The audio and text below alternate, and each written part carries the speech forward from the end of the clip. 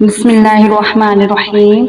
سب سے پہلے ریکویسٹ میرے ساتھ مل کے پڑھیے، الصلاۃ والسلام علیک یا رسول اللہ وعلی آلک واصحابک یا حبیب اللہ۔ نبی کریم رؤوف رحیم صلی اللہ تعالی علیہ وآلہ وسلم کا فرمان علی شان ہے کہ جس نے دن اور رات میں میری طرف شوق محبت کی وجہ سے تین مرتبہ درود پاک پڑھا، اللہ پاک پر حق ہے کہ وہ اسے اس دن اور اس رات کے گناہ بخش دے۔ سبحان اللہ، کتنی مرتبہ؟ تین مرتبہ۔ تو پیاری سے میری فیملی، آپ لوگ بھی درود پاک لازمی پڑھیں، اور جب میں پڑھایا کروں تو آپ لوگ لازمی پڑھا کریں۔ دیکھیں، جب میں ویڈیو شروع کرتی ہوں تو میں دوسرے چینلوں کی طرح ہرگز یہ نہیں کہتی سب سے پہلے کہ آپ میرا چینل سبسکرائب کریں، میں کہتی ہوں کہ آپ سے ریکویسٹ ہے کہ آپ درود شریف پڑھیں۔ باقی چینل سبسکرائب اگر آپ نے کرنا ہے تو کر لیں، آپ کی اپنی مرضی۔ اللہ پاک نے جہاں پہ مجھے اتنے سبسکرائبر دیے ہیں، اللہ کا حکم ہوا تو اس سے دگنے بھی ہو جائیں گے، اس کا کوئی مسئلہ نہیں۔ آج کے ہمارے بیان کا موضوع ہے نیکیوں کی حرص کیسے پیدا کریں۔ میں کوشش کروں گی کہ میں اس بیان کو مختصر چھوٹا کر کے بیچ میں سے واقعات بتا سکوں۔ پورا لمبا اس لیے نہیں بتاتی کہ ویڈیو بہت لمبی ہو جاتی ہے تو سان تو انجی موت پیندی ویڈیو، کوئی بھی ویڈیو دیکھنے اسلامی ویڈیو دیکھنے تو سان موت پیندی ہی پیندی ہے، کیونکہ سشتان نال ہونے ہیں۔ جوں ہی سمجھ آئی نہ پہلے اساں کھولنا ہی نہیں چینل اسلامی، اگر کھول لواں تو اساں پوری ویڈیو دیکھنی ہی نہیں، ٹھیک ہے۔ تو یہ میرا انداز ہے پنجابی اور اردو مکس بات کرنی، تو میں آپ کو بیان میں سے کچھ واقعات بتاؤں گی، تو آپ لوگوں نے نا توجہ سے سننے ہیں۔ حضرت صفوان بن سلیم کی پنڈلیاں نماز میں زیادہ دیر کھڑے رہنے کی وجہ سے سوج گئی۔ آپ اس قدر کثرت سے عبادت کیا کرتے کہ بالغرض آپ سے کہہ دیا جاتا کہ کل قیامت ہے تو بھی اپنی عبادت میں کچھ اضافہ نہ کر سکتے، یعنی ان کے پاس عبادت میں اضافہ کرنے کے لیے وقت کی گنجائش ہی نہ تھی کہ ساری دیار عبادت کر دے، راتی کر دے، اتنا ٹائم نہیں سی کہ وہ عبادت وچ اضافہ کر سکتے۔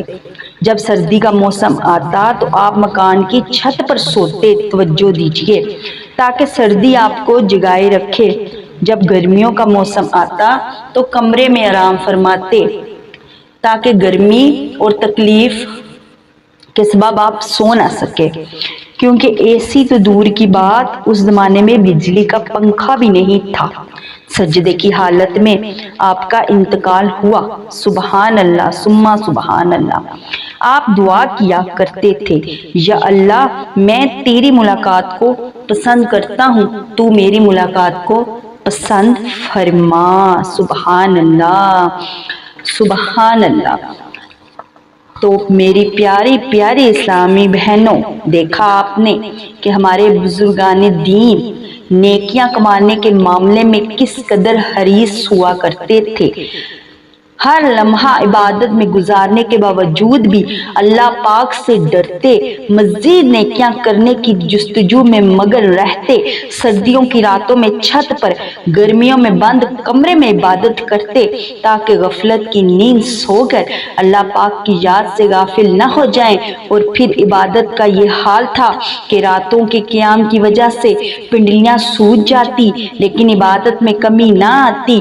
ان مقدس ہستیوں کی بس یہی خواہش ہوتی کہ جب تک زندگی باقی ہے اس کو غنیمت جانتے ہوئے نیکیاں کر کے اپنی آخرت بنا لی جائے، مگر افسوس ہمیں اپنی آخرت کی کوئی فکر نہیں۔ ہمیں اپنی آخرت کی کوئی فکر نہیں، دن بھر نہ جانے کیسے گناہوں میں مشغول رہتے ہیں۔ جب رات آتی ہے تو نت نئے گناہوں کا سلسلہ شروع ہو جاتا ہے، اس وچ کوئی شک نہیں۔ تانوں افسوس ہوئے نہ ہوئے، مینوں افسوس ہے۔ ہر ٹائم ساڈی یہی سوچ ہوندی ہے کیڑا گناہ کتھے کرنا ہے، کیڑی گل کسی دے خلاف کتھے کرنی، پراپوگنڈا کتھے کرنا ہے، فلانی سس نو اے آکھیا ہے، نو سس نو اے آکھیا ہے، فلانے دے گھر این لڑائی پینی ہے، فلانے دے گھر اینج پئی گئی۔ ہسو ہسو جو بھی میرے بیان سنیا، اگر تانوں ہسی آ رہی میری گل تے کوئی مسئلہ نہیں، خیر ہے، لیکن میں تے بیان کرنا ہی کرنا ہے، میں تے گل دسنی ہی دسنی ہے، کیونکہ ہمیں ہنسی ان پہ نہیں آتی جو گلوں میں دوپٹے ڈال کے بغیرتیاں پھیلاتے پھرتے ہیں، بری باتیں پھیلاتے ہیں چینلوں پہ، ان پہ ہمیں ہنسی نہیں آتی، لیکن کوئی اگر دین اسلام کے کوئی بات کر رہا ہو تو ہمیں ہنسی آتی ہے۔ تو پھر گناہوں میں مگن رہتے ہوئے غفلت کی نیند ہم سو جاتے ہیں۔ ذرا غور کیجئے ہم کس طرح اپنی زندگی کی قیمتی لمحات کو اللہ پاک کی نافرمانی اور فضولیات میں برباد کر رہی ہیں۔ خالقاً حدیث پاک میں مومن کو ہر وقت نیکیاں کرنے اور نیکیوں کی حرص رکھنے کا حکم دیا گیا ہے، جیسا کہ نبی کریم صلی اللہ علیہ وآلہ وسلم نے ارشاد فرمایا، یعنی اس پر حرص کرو جو تمہیں نفع دے اور اللہ سے مدد مانگو عاجزانہ ہو کر۔ تو پیاری پیاری میری اسلامی بہنوں، یاد رکھیے بعض اوقات زیادہ مال بھی آزمائش بن جاتا ہے، مگر پھر بھی اس کے حصول کے لیے کتنی ہی تکلیفیں اٹھانی پڑیں پرواہ نہیں کی جاتی۔ لوگ ہر وقت دنیا کی دولت کمانے کی دھن میں مصروف رہتے ہیں، دن اور رات اسی جذبے کے تحت نئی نئی ترکیبیں سوچتے ہیں کہ کن کن طریقوں سے زیادہ مال حاصل کیا جا سکتا ہے، اگرچہ اس کے حصول کے لیے حرام کا ذریعہ کیوں نہ اختیار کرنا پڑے، بس مال آنا چاہیے، جس طرح بھی آئے، جہاں سے بھی آئے۔ خالقاً ہم ان کاموں کی حرص ہونی چاہیے جن سے اللہ پاک کی رضا اور حضور نبی پاک صلی اللہ علیہ وآلہ وسلم کی محبت اور آخرت کو اچھا بنانے اور جنت میں جانے کی ضمانت ملتی ہے۔ اللہ پاک پارہ 4 سورہ آل عمران کی آیت نمبر 133 میں ارشاد فرماتا ہے، ترجمہ کنز ایمان، اور ڈرو اپنے رب کی بخشش اور ایسی جنت کی طرف دوڑو، اپنے رب کی بخشش اور ایسی جنت کی طرف جس کی چڑھان میں سب آسمان زمین آ جائیں اور پرہیزگاروں کے لیے تیار رکھی گئی ہے۔ سبحان اللہ۔ تو قرآن پاک میں اور بھی بہت ساری آیتیں ہیں۔ ایک آیت نمبر سورۃ الواقعہ کی آیت نمبر 15 تا 24 میں ارشاد فرماتا ہے، اللہ پاک کے ذرا توجہ سے سننا، جنتی لوگ جڑواں تختوں پر ہوں گے، تصور کرو، اکھاں بند کر کے نا سوچو، اسینا ان پر تکیے لگائے ہوئے آمنے سامنے ان کے گرد لیے پھریں گے، ہمیشہ رہنے والے لڑکے، کوزے اور آفتابے اور جام آنکھوں کے سامنے بہتی شراب کہ اس سے نہ انہیں درد سر ہو نہ ہوش میں فرق آئے، اور میوے جو پسند کریں، پرندوں کا گوشت جو چاہیں، بڑی آنکھوں والی حوریں جیسے چھپے رکھے ہوئے موتی، صلہ ان کے اعمال کا۔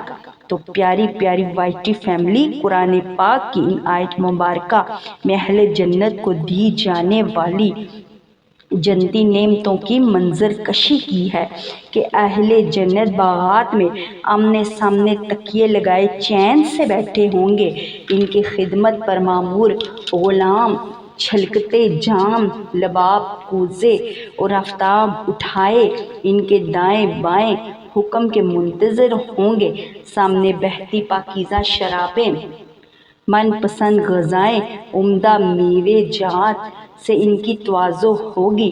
الغرض جنت میں اہل جنت اپنے رب کریم کی رحمت کے مزے لے رہے ہوں گے اور طرح طرح کی نعمتوں سے لطف اندوز ہوں گے۔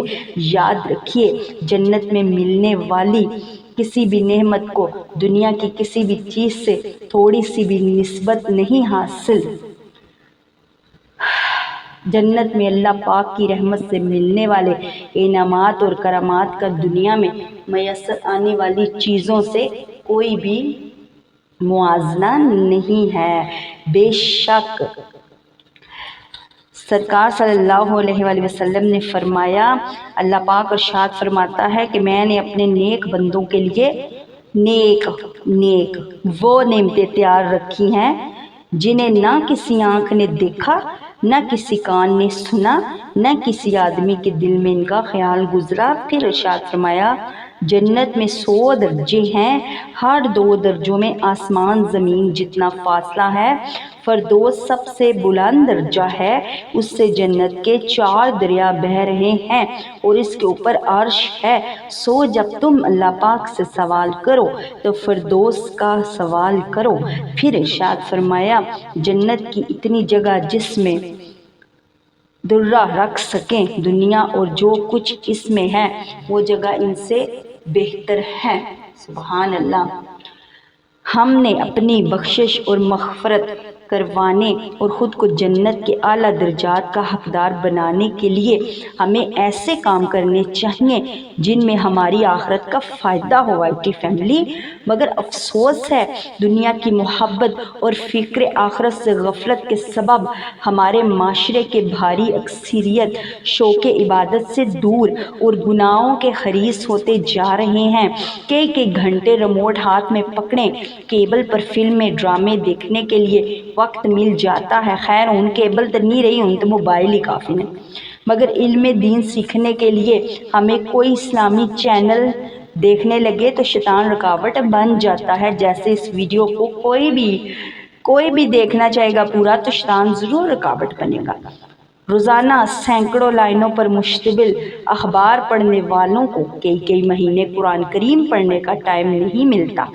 یاد رکھیے، غفلت اور گناہوں میں مبتلا ہونے کا انجام ہلاکت اور رسوائی کے سوا کچھ نہیں۔ اس سے پہلے کہ موت کا پیغام آئے ہم اس دنیا کو ہمیشہ کے لیے چھوڑ کر اندھیری قبر میں جا پہنچیں، ہمیں اپنی باقی زندگی غریبت جانتے ہوئے دنیا کی رونقوں سے منہ موڑ کر اللہ پاک کی خوشنودی کے لیے نیک اعمال میں مشغول ہو جانا چاہیے۔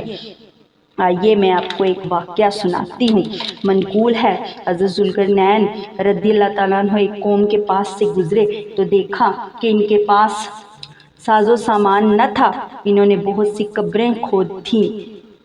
صبح کے وقت وہاں کی صفائی کرتے، نماز ادا کرتے، پھر سبزیاں کھا کر پیٹ بھر لیتے، کیونکہ وہاں کوئی جانور نہ تھا جس کا وہ گوشت کھاتے۔ حضرت ذوالقرنین کو ان کا سادہ ترین طرز زندگی دیکھ کر بڑی حیرت ہوئی۔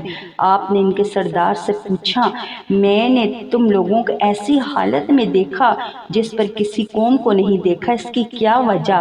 سردار نے سوال کی تفصیل پوچھی تو فرمایا، میرا یہ مطلب ہے کہ تمہارے پاس دنیا کی کوئی چیز نہیں، تم سونا اور چاندی سے بھی نفع نہیں اٹھاتے۔ سردار کہنے لگا، ہم نے سونے اور چاندی کو اس لیے برا جانا، جس کے پاس تھوڑا بہت سونا چاندی آ جاتا ہے وہ انہی کے پیچھے دوڑنے لگتا ہے۔ آپ رضی اللہ تعالیٰ عنہ نے پوچھا، تم لوگ قبریں کیوں کھودتے ہو اور صبح ہوتی ہے ان کو صاف کرتے ہو، وہ وہاں نماز پڑھتے ہو؟ بولا، اس لیے اگر ہمیں دنیا کی کوئی حرص ہو جائے تو قبروں کو دیکھ کر ہم اس سے باز رہیں۔ آپ رضی اللہ تعالیٰ عنہ نے پوچھا، تمہارا کھانا صرف زمین کی سبزی کیوں ہے؟ تم جانور کیوں نہیں پالتے تاکہ ان سے دودھ حاصل کرو، گوشت کھاؤ؟ سردار نے کہا، اس سبزی سے ہمارا گزر ہو جاتا ہے، انسان کو زندگی گزارنے کے لیے ادنا چیز کافی ہے، ویسے بھی حلق سے نیچے پہنچ کر سب چیزیں ایک جیسی ہو جاتی ہیں، ان کا ذائقہ پیٹ میں محسوس نہیں ہوتا۔ حضرت ذوالقرنین نے اس کی دانائی بھری باتیں سن کر پیشکش کی، میرے ساتھ چلو، میں تمہیں اپنا مشیر بنا لوں اور اپنی دولت میں سے حصہ بھی دوں گا۔ مگر اس نے معذرت کر لی، اوکے، میں اسی حال میں خوش ہوں۔ تو میری پیاری پیاری اسلامی بہنوں، دیکھا آپ نے، اللہ پاک کے ایسے نیک بندے بھی ہوتے ہیں، ساڈے آرد نہیں ہوندے ہر پاسے، جنہیں دنیاوی چیزوں کی کوئی فکر نہیں، بس سادہ غذا پیٹ بھر کر کھا لیتے اور نیک اعمال پر کمر بستہ ہوتے، دنیاوی عزت کی کوئی رغبت نہیں۔ لیکن جو لوگ برے کاموں کی حرص رکھتے، اس کی تلاش میں مگن رہتے، طرح طرح کی خواہشات پالتے، ان خواہشات میں مبتلا ہو کر اپنی زندگی کی شب و روز اللہ پاک کی نافرمانی اور گناہوں میں برباد کرتے، ان کی خواہشات کا پیالہ کبھی نہیں بھرتا۔ ایک اور واقعہ سن لیجیے۔ کسی سلطنت کا ایک بادشاہ بڑا طاقتور، سر بلند، شان شوکت والا تھا۔ اسے اپنی عظیم شان سلطنت، سونا، اگلتی زمینوں اور خزانوں پر بڑا ناز تھا۔ برسوں کی محنت سے اس نے اپنے اقتدار کو اس قدر مستحکم کر دیا تھا کہ اب اسے کسی دشمن کا خطرہ نہیں تھا۔ ایک روز وہ اپنے دارالحکومت میں دورے کے لیے نکلا۔ وزیر اور کچھ درباریوں کے علاوہ محافظوں کا دستہ بھی تھا۔ بادشاہ کو شہر کا چکر لگانا بڑا پسند تھا۔ شان شوکت کے مظاہرے کے ساتھ ساتھ کچھ فرادیوں کی داد رسی کا بھی موقع مل جاتا۔ واپسی پر محل کے قریب اسے ایک فقیر نظر آیا جو پرانے کپڑوں میں ملبوس تھا، ایک طرف بے نیاز بیٹھا تھا۔ بادشاہ نے نرم لہجے میں پوچھا، کوئی ضرورت ہے تو میں پوری کر سکوں؟ فقیر کی ہنسی نکل گئی۔ بادشاہ نے قدرے سختی سے پوچھا، اس میں ہنسنے والی کیا بات ہے؟ اپنی خواہش بتاؤ، میں تمہیں مالا مال کر دوں گا۔ فقیر نے کہا، بادشاہ سلامت، پیشکش ایسے کر رہے ہو جیسے میری ہر خواہش پوری کر سکتے ہو۔ اب بادشاہ نے برہمی سے کہا، بے شک میں تمہاری ہر بات پوری کر سکتا ہوں، میں بہت طاقتور ہوں، تمہاری کوئی خواہش ایسی نہیں جو پوری نہ کر پاؤں۔ فقیر نے اپنی جھولی سے ایک بھیک مانگنے والا کشکول نکالا اور کہا، اگر آپ کو اپنی دولت پر اتنا ناز ہے اس پیالے کو بھر دیجیے۔ بادشاہ نے حیرت سے کشکول کو دیکھا، وہ سیاہ رنگ کا عام سا لکڑی کا خالی پیالہ تھا۔ اس نے اشارے سے ایک وزیر کو قریب بلایا، حکم دیا، اس کے پیالے کو سونے کی اشرفیوں سے بھر دو، یہ فقیر بھی یاد کرے گا کس سے پالا پڑا۔ وزیر نے حکم کی تعمیل کی، کمر سے بندھی اشرفیوں کی تھیلی کھولی، پیالے میں خالی کر دی، لیکن وہ غائب ہو گئے۔ وزیر نے حیرت سے پیالے میں جھانکا، پھر ایک اور تھیلی کھولی، وہ بھی غائب ہو گئی، اس بار بھی سکے غائب تھے۔ بادشاہ کے اشارے پر وزیر نے سپاہیوں کو بھیجا، محل میں رکھی اشرفیوں کی کچھ تھیلیاں آئیں، وہ تھیلیاں بھی ختم ہو گئی اور پیالہ ویسے کا ویلا خالی رہا۔ یہ ماجرا دیکھ کر بادشاہ نے خزانے سے قیمتی موتیوں سے بھری ایک بوری منگوائی، وہ بھی خالی ہو گئی۔ اب کی بار بادشاہ کا منہ سرخ ہو گیا۔ اس نے ضدی لہجے میں وزیر سے کہا، اور بوریاں منگواؤ، کچھ بھی ہے اس پیالے میں ڈال دو، اسے ہر حال میں بھرنا ہے۔ وزیر نے ایسا ہی کیا۔ دوپہر ہو گئی لیکن پیالہ خالی رہا، کیونکہ جو چیز ڈالی جاتی وہ غائب ہو جاتی، پیالہ خالی کا خالی رہتا۔ آخر شام ہونے کو آئی، بادشاہ کے چہرے پر بے بسی جھلکنے لگی۔ حیرانی پریشانی کے عالم میں اس نے آگے بڑھ کر فقیر کا ہاتھ تھاما، نظریں جھکا کر معافی مانگی، عرض کی، اے مرد درویش، اب تم ہی بتاؤ، اس پیالے میں ایسا کیا راز ہے جو بھرتا نہیں؟ فقیر نے سنجیدگی سے جواب دیا، اس میں کوئی خاص بات نہیں، دراصل یہ پیالہ انسانی خواہش سے بنا ہے، انسان کی خواہش کبھی پوری نہیں ہو سکتی، جتنا چاہو ڈال دو، خواہش اور تمناؤں کا پیالہ ہمیشہ خالی ہی رہتا ہے اور اس کی طلب رہتی ہے۔ تو میری پیاری پیاری اسلامی بہنوں، واقعی ہی انسان چاہے کتنا امیر کبیر ہو یا کوڑی کا محتاج ہو، بالکل غریب ہو، مگر اس کی خواہش کا پیالہ کبھی نہیں بھرتا۔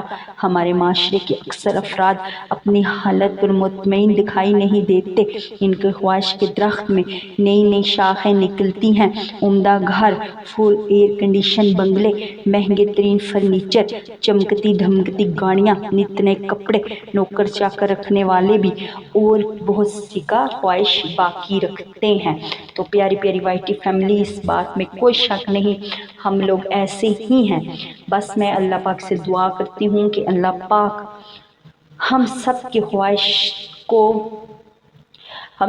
خواہش اتنی بے جا خواہش کو ختم کرے اور جو کچھ ہے اس پر صبر شکر کرنے کی توفیق عطا فرمائے اور ہم سب کی جائز خواہشیں پوری فرمائے، اور اللہ پاک اپنے سوا ہم سب کو کسی کا بھی محتاج نہ کرے۔